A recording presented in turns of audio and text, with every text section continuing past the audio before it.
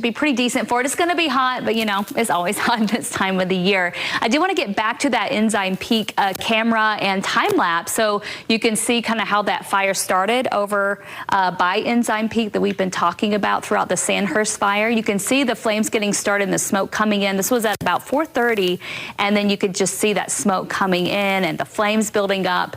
This camera is located right where a lot of those communications towers are. That I know there's a little bit of worry about that, but you can still see some active flames that are staying down below. So far things have been okay up here at the top.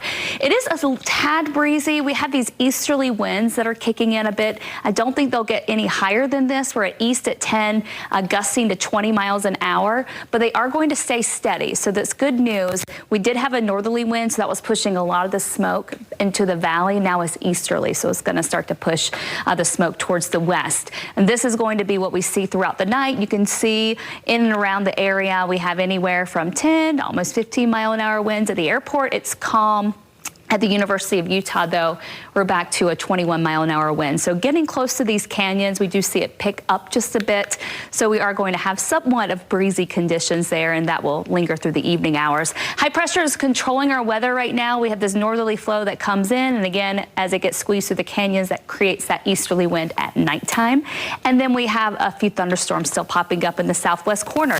These should die down by midnight, but we're going to have them pop back up again tomorrow afternoon because of the heat and some moisture that's trapped over the area in central and southern Utah. So skies have cleared out to the north. Zooming on south, you can still see a little activity, not as intense, not as much gusty wind action or lightning, but some light rain coming down, which is certainly welcome. And we're seeing those showers pass right over St. George. So we're getting a little bit of rainfall there too, which is kind of nice. Zooming on in, there's Cedar City. You're good. No rain there, but Parowan's getting the rain. And here's that closer view of St. George.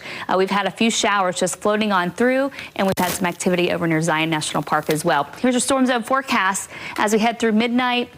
While the activity's dying down, might still be a few sprinkles left. Then tomorrow afternoon, look at this, between 1 and 2 p.m., starting to see those storms bubble up in our mountains, central mountains, all the way down to our southern mountains, everything heading back towards the east. And so there will be that potential for flash flooding in those slot canyons, some of our national parks too, possible at Bryce Canyon, Canyonlands, Glen Canyon, Capitol Reef, likely over towards the Grand Staircase area. Zion National Park could potentially see flash flooding as well from these storms. We'll be watching them closely. Arches, not very likely. Your forecast tomorrow, 80s in the morning and then a quick jump, high 90s for the afternoon with a high of 100 or close to 100 tomorrow.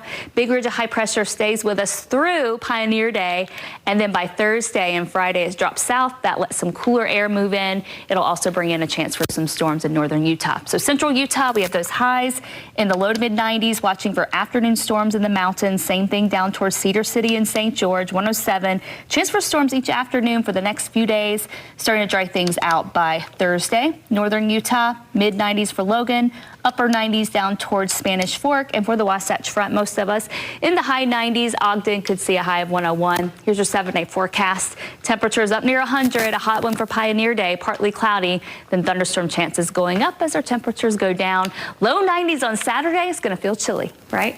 Yeah, exactly. Yeah, we'll get the jackets out. Okay, thanks.